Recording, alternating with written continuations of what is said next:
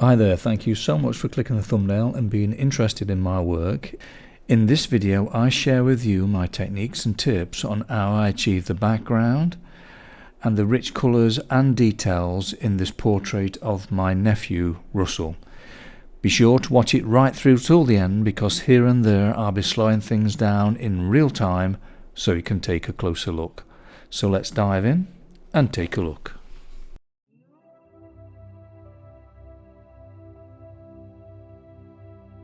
Right, following on from part 1, I decided to do the background first before I start putting the colours in the face and the beard.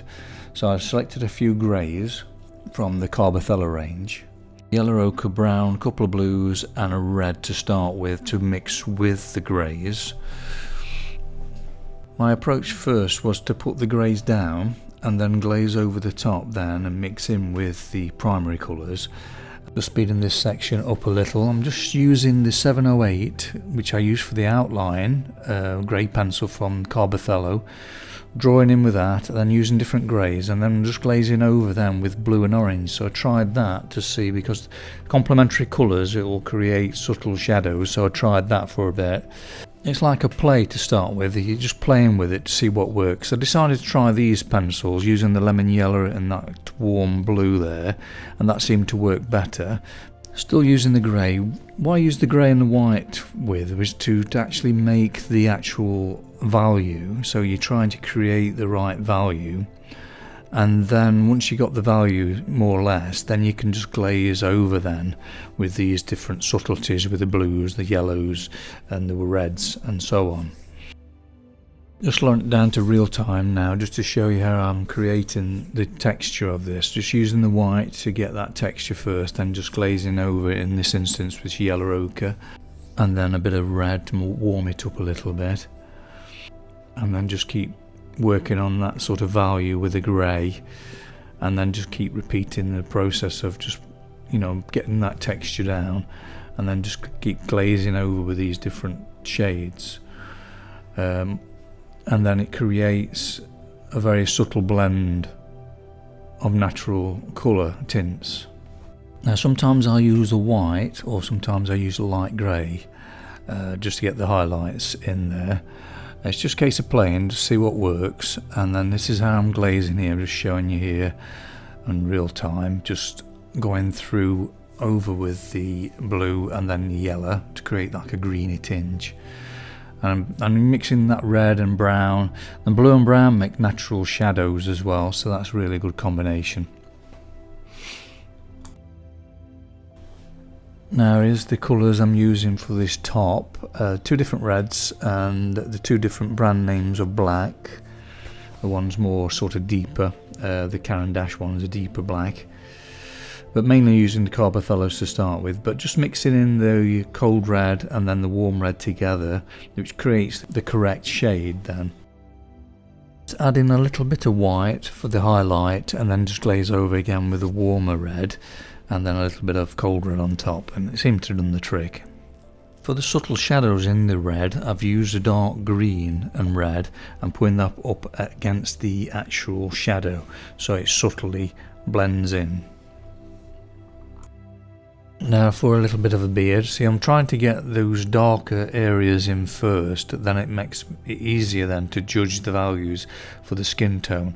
So now for the beard I'm using dark brown, blue, a cold red in there as well, and warm red. There's all sorts of colours going in there, just to try and create the correct shade.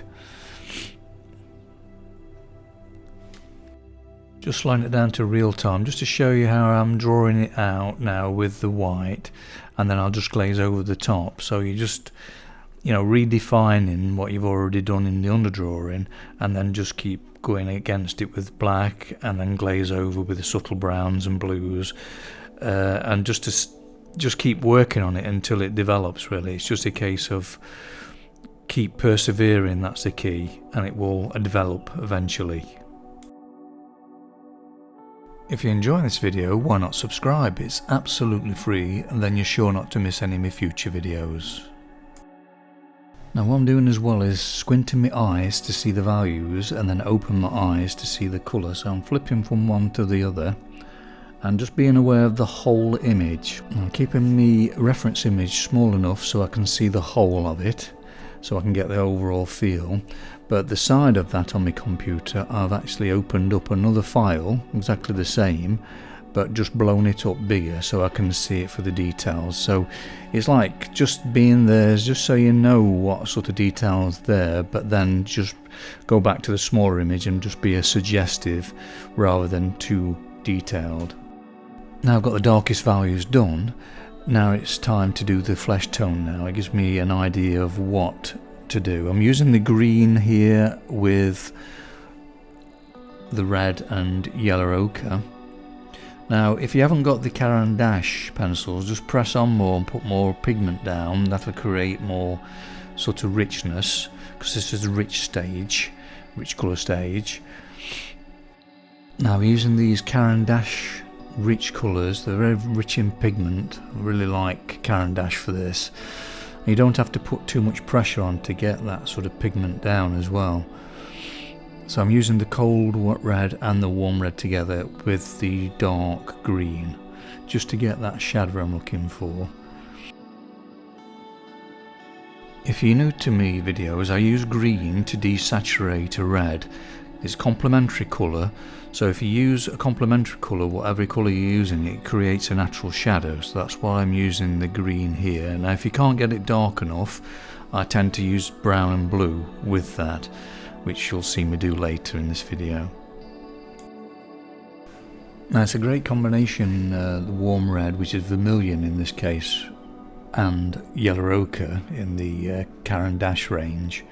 And really great combination, really makes lovely warm skin tones. Now I'm using a Chinese white here.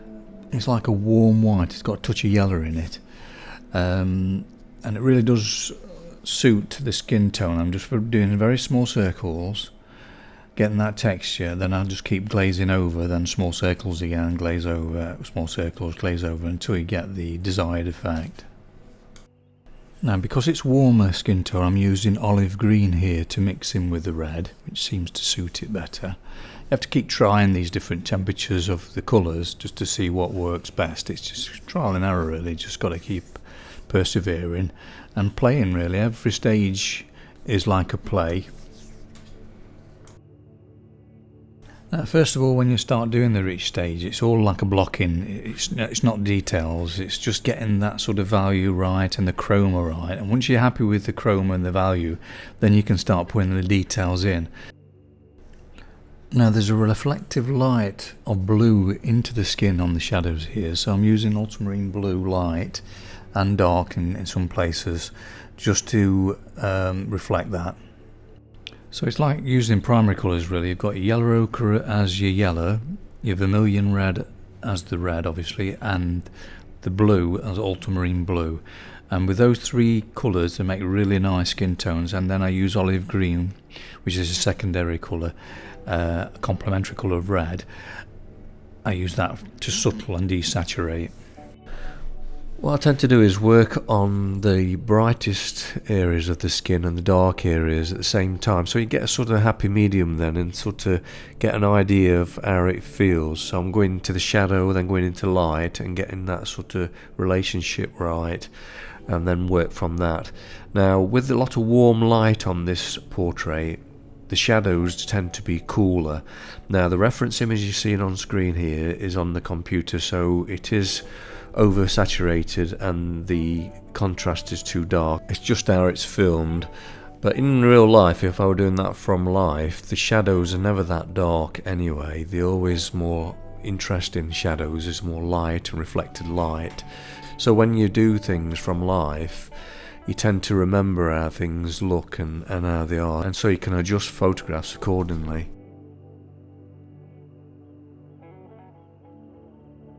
Just like to take this opportunity to thank all my patrons for all their wonderful support every month. I really appreciate it, it means the world to me. If you're considering joining me on Patreon and would like the benefit of longer, slower and more in-depth videos, please take a look at the link in the description below for more details.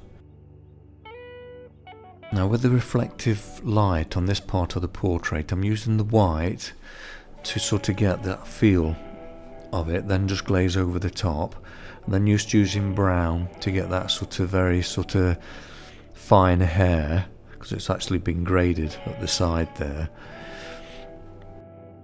Slowing it down to real time now so you can see how I'm putting the details in here. Just working on it and restructuring what I've done on the underdrawing, and then glaze over them once I've got the position more accurate and the flow more. Doing the hair is all about getting the flow and the movement and getting that right, and then once you've got that you can just glaze over. I've got burnt sienna here and then yellow ochre I'm just glazing over with.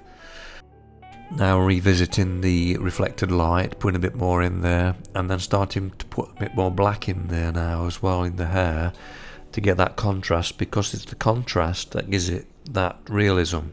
If you don't get that contrast right, the darkest darks and the lightest lights, it don't feel natural, it feels a bit flat, so getting those correct is really important. Here I'm getting that vibrancy by putting the Caran 5% flesh tone in there, and then I'll use 5%, 10% and flesh tone, all those three different combinations. All it is like yellow ochre mix with a bit of red, but different sort of proportions. I mean, it just helps with me getting the texture rather than trying to mix it by adding so many different layers. I can just put that down first, get that sort of vibrancy. Then when I glaze over the top, that vibrancy shines through the colour then, and it creates really a natural skin tone. It gives it life to it.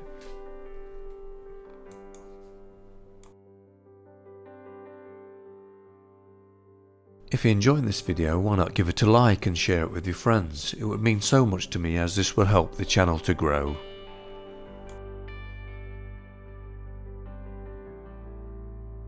Excuse my tone of voice at the moment, because I must have picked up a flu virus and it's steadily got worse as I've started this narration, so just bear with me, just to make allowances for it. But basically I'm feeling that this video is getting a bit long now, so I've got to start speeding it up. It's only repeating what I've already said, so you can just visually see what I've done. Just to mention that I am using lemon yellow to create the chroma in certain areas. It's all about the values, chroma, how things are more sort of fresher and brighter, and how some colours are more subdued as well. But by adding that little lemon yellow into the mix, it creates that sort of zinginess and it glows, and it's a really good tip. And I found it seems to work whatever colour you use, just adding that little bit of lemon yellow, not a lot, it just lifts it all up. Now to create the vibrancy of the lips, I'm using a cold and warm red from the Caran plus a cold and warm green to create the shadows or desaturation. Sometimes you need to use both reds. It's a case of playing around really, but I use the green to create a natural shadow. Again, I'm using the Caran white there to create that sort of glow underneath. If you haven't got a Caran white, a Faber-Castell white's really good because that's quite vibrant. I tend to use the Carbothello white to sort of blend things out because it's more of a neutral sort of white, not sort of vibrant. So it's really good for blending. Then I just glaze over again. That's why I use it for. It's quite chalky.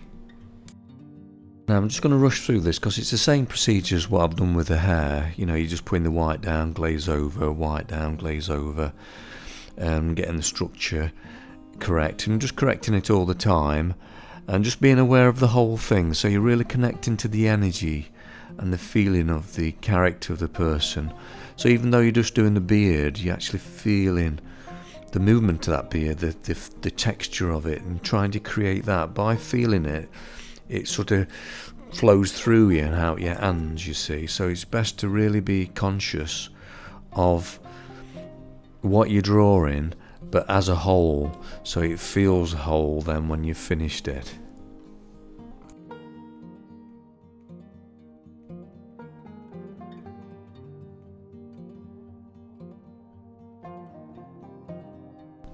Now the waterfall here, I'm using a light grey and the 708 grey that I use for the outline, and then just doing a tonal drawing first to get an idea of the values, and then I'm glazing over them with the primary colours to create that subtle sort of rainbow effect, and it's all sorts of different subtleties. But I found just using these sort of basic primary colours over the top, it just makes all the difference. Now I used a Caran dash azurite white because it's a fresher white than the Chinese white for the highlights of this waterfall, and then used the Carbothello ones to smooth everything out to create that sort of misty feel to it.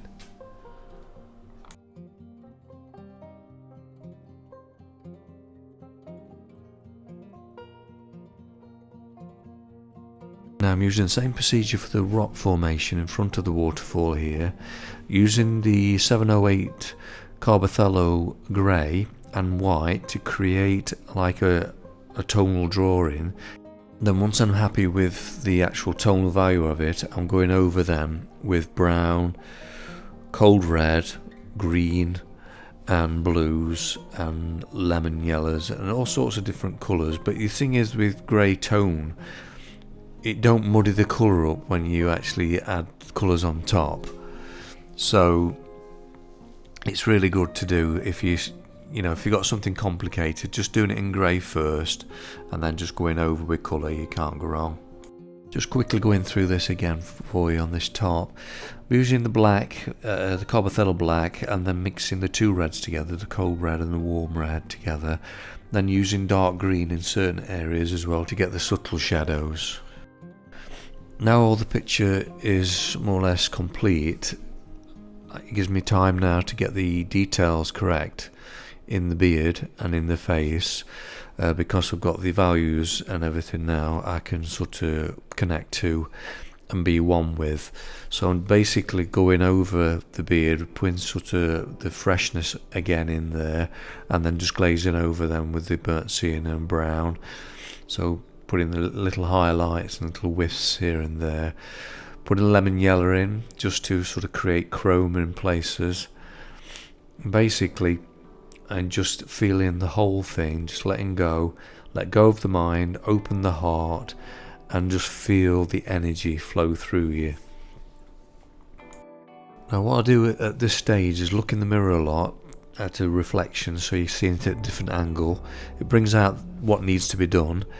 I take a photograph with my mobile phone, see what that looks like. It really does help to see everything correctly.